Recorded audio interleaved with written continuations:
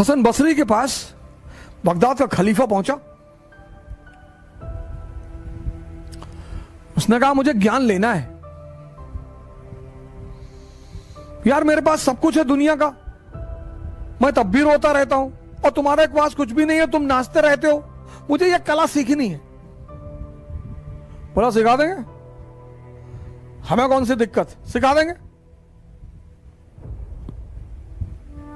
बोला कल आना, कल सुबह आओ 6 बजे। हसन बसरी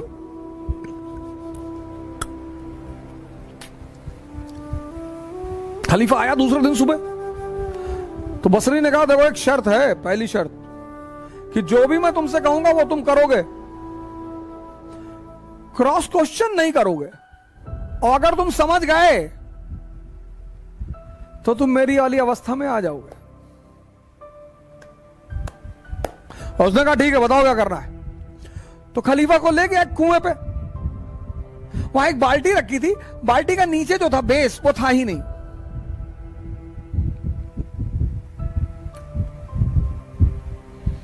बोला ऐसा करो, पानी भरो इसमें और खेत तक पहुंचाओ।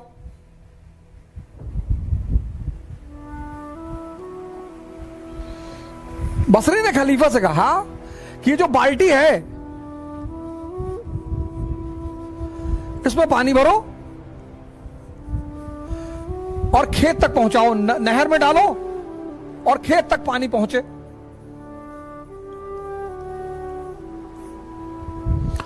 खलीफे ने कहा यार ये तो पागल आदमी है, इसमें भैया पानी कैसे भरेगा। लेकिन अब चूंकि शर्त का मामला था तो खलीफा ने पानी भरना शुरू किया। वो बाल्टी ऊपर आए ही ना, सारा पानी नीचे ही निकल जाए।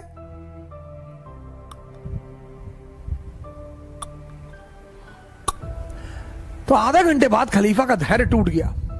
उसने कहा भैया माफ करो भैया, हमसे ना ये सब, ये बाल्टी भरेगी नहीं, पागलपन वाली बात कर रहे हो। बोले बेटा यही तो कह रहा हूं, तुम्हारा मन जो है इस बिन पेंदी के बाल्टी की तरह है, किसी एक स्त्री पर यह नहीं रुकता, किसी एक पुरुष पर यह नहीं रुकता।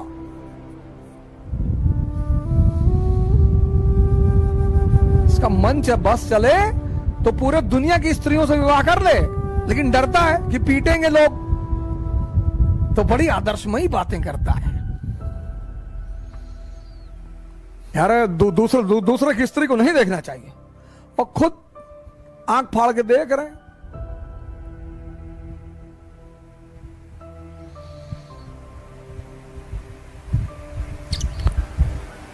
अरे भैया हम पैसे के पीछे नहीं भागते, तुम भाग भी नहीं पाओगे ना।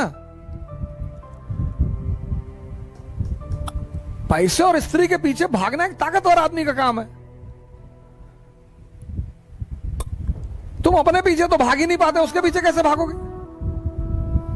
तो आपकी जो एनर्जी है उसको ये सब चूस लेता है, तो आपकी एनर्जी आपके गोल तक पहुंच ही नहीं पाती। आपको पता ही नहीं चलता कि आप पर डे, आप देखो रात में, शाम को, आज हमारे जो मित्र हैं, भाई बहन हैं, वो क्यों इतना नशा कर रहे हैं, रात में नींद नहीं आती, क्योंकि ये जो है ये सारी एनर्जी को चूस लेता है।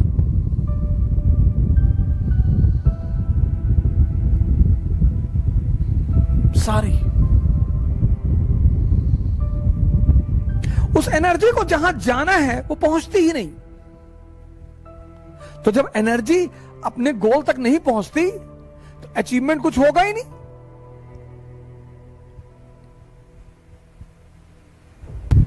अब इस अंधेरे से तुम्हें कौन निकालेगा? गुरु।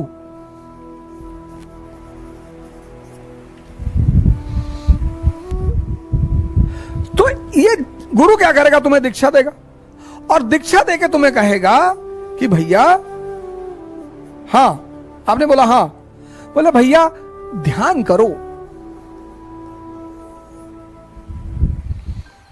ध्यान के चरण, ये दूसरा बड़ा महत्वपूर्ण पहलू, फेसेस।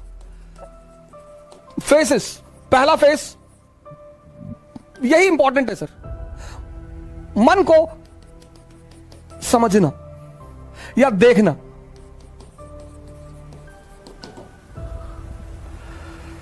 यह पहला बड़ा इंपॉर्टेंट फेस है कि आप देख लें। आपने अलार्म लगाया सुबह 4 बजे का और शाम को आप एकदम ताव में है कि बस कल 4 बजे कुछ भी हो जाए, खत्म सारी नाटकबाजी। और रात में आप एकदम ताव में है कि कुछ नहीं, कल चाहे जान देना पड़े लेकिन सुबह उठना है। अलार्म लगाया आपने, सुबह 4 बजे अलार्म बजा। अब आपके इस मन ने यह नहीं कहा कि नहीं उठना है ना, ये तो ये कहेगा ही नहीं, ये इसकी खूबसूरती है सर, ये नहीं कहता ही नहीं। ये आपसे पता क्या कहेगा कि 5 मिनट यार, 5 मिनट में कुछ बिगड़ता है? आपको भी लगता है कि हाँ यार 5 मिनट में क्या 4 बज रहा, 4-5 पे उठ जाएंगे सर। आप इसकी चालाकियां समझो सर।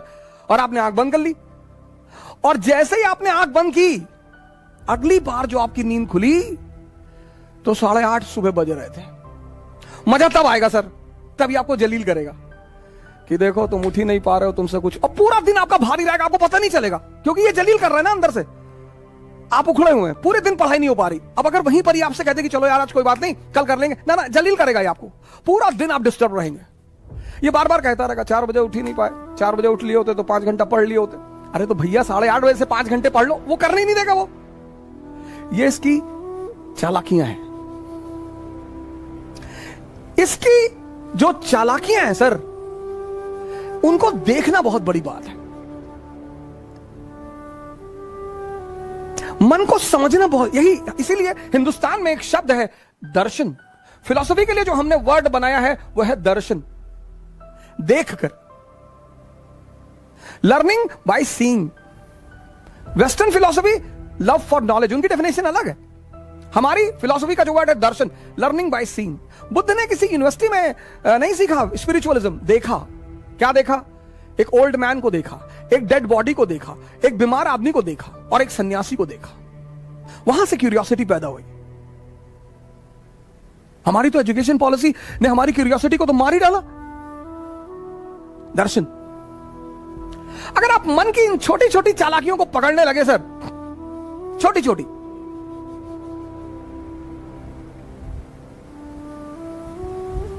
वो पहला चरण है सर, फर्स्ट फेज। और एग्जाम्पल देगा कि अभी 21 साल उम्र है, अभी तो हम पापा भी कह रहे थे अभी कोई ज्यादा जरूरी नहीं है, अभी तो 21 ईयर एज है, अगली बार दे लेंगे। इसके टालने की आदत है सर। ये जो पहला फेस है इसका, वो बड़ा क्रूशियल है, क्योंकि उस माइन्यूट चीजों को पकड़ना, आप उनके प्रभाव में आ जाएंगे सर। वो 30 साल पुराना मन है, याद रखिएगा, और आप एकदम नए हैं। ये पहला फेस होता है सर। हर अच्छी चीज को कल पे टाल देगा, हर। आप ट्राई करके देख लो। योगा करना है कल से, कल सुबह उठेंगे। ये नहीं 11 बजे उठे तो चलो 11 बजे ही करेंगे, 12 बजे उठे 12 बजे करेंगे, 1 बजे उठे 1 बजे करेंगे। नहीं, तुरंत कह देता अब तो 1 बज गया, दोपहर हो गया, दोपहर में ऑक्सीजन लेवल कम होता है, साइंस कहती है, तो चलो कोई बात नहीं, अब कल से कर लेंगे। ये मना तो करेगा नहीं सर। इसकी सबसे प्यारी बात है, ये किसी भी काम को मना नहीं कर, आपकी किसी बात को मना नहीं करेगा, पर करने भी नहीं देगा। सबसे मजेदार बात, आपकी किसी बात को मना नहीं करेगा, पर सर ये करने नहीं देगा। यही इसकी ब्यूटी है सर। और वो जब आप पकड़ लेते हैं, बस पहले चरण आपका पूरा हो जाता है। जहां आपने उस बात को पकड़ा कि अरे यार ये तो 15 दिन से मुझे सुबह उठने ही नहीं दे रहा, और सर ये रिपीट करेगा। दूसरे दिन शाम को भी आप कहेंगे कि कल तो उठना ही है। हाँ कहेगा बिल्कुल, एकदम उठना है, और 3:50 पे उठना है। फिर सुबह वही नाटक कर देगा। ये पहला चरण है, बड़ा क्रूशियल चरण है, बड़ा प्यारा चरण है सर, इसकी चालाकियों को पकड़ना सर। अब दूसरा चरण बड़ा इंपॉर्टेंट फेस है सर। ये इंपॉर्टेंट है, ये और इंपॉर्टेंट है सर। ये फेस तो बहुत लोगों को तो समझ में नहीं आता, खुद ही से जान ही नहीं पाते लड़ाई किससे हो रही है। उस फ्रस्ट्रेशन को वो दूसरे के ऊपर उतारते हैं। सर इस दुनिया में हर आदमी अचीवमेंट चाहता है सर, आइडेंटिटी चाहता है हर आदमी, लेकिन जब वो अपनी ऊर्जा को लगा नहीं पाता तो फ्रस्ट्रेशन आती है, डिप्रेशन आता है। मां बाप से झगड़ा कर लेगा, भाई बहन से झगड़ा कर लेगा, दोस्तों से झगड़ा कर लेगा, टीचरों, मतलब लग जाएगा कि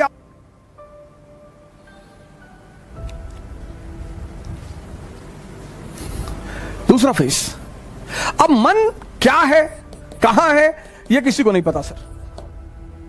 जब आप आंख बंद करते हैं ना, थॉट आती है, कहां से ये किसी को नहीं पता सर। हमको लगता है यहीं कहीं से आ रही है, पर स्पेसिफिकली कहां से, जैसे लीवर से क्या निकल रहा है हमें पता है, किडनी से क्या हो रहा है हमें पता है, हार्ट से क्या हो रहा है हमें पता है, लेकिन विचार कहां से आ रहे हैं?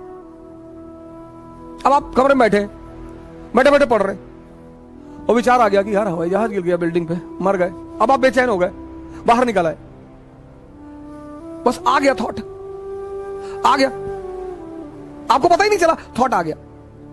ये मन कहां है ये नहीं पता।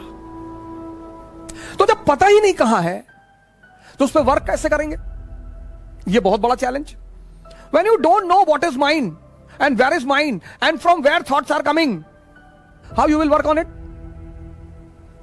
ये दूसरी बहुत बड़ी समस्या साधकों के सामने। पता ही नहीं विचार कहां से आ रहे हैं, बस आते हैं, बस आते हैं।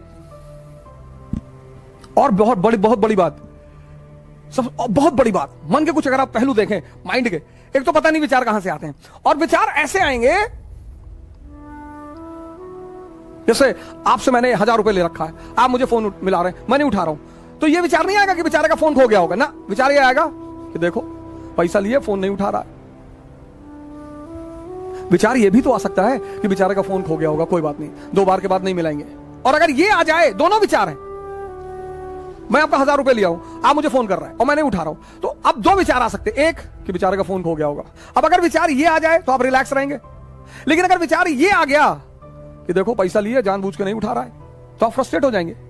दोनों विचार, एक विचार आपको शांति दे रहा है और दूसरा विचार आपको अशांति दे रहा है, और ये हर केस में होगा सर, हर जगह होगा, हर जगह, हर जगह, लाइफ के हर फेस में ये 2 विचार उठेंगे। अब आप अगर ध्यानी हैं तो आप पॉजिटिव विचार पकड़ेंगे। ये ध्यान का सबसे बड़ा रोल है सर।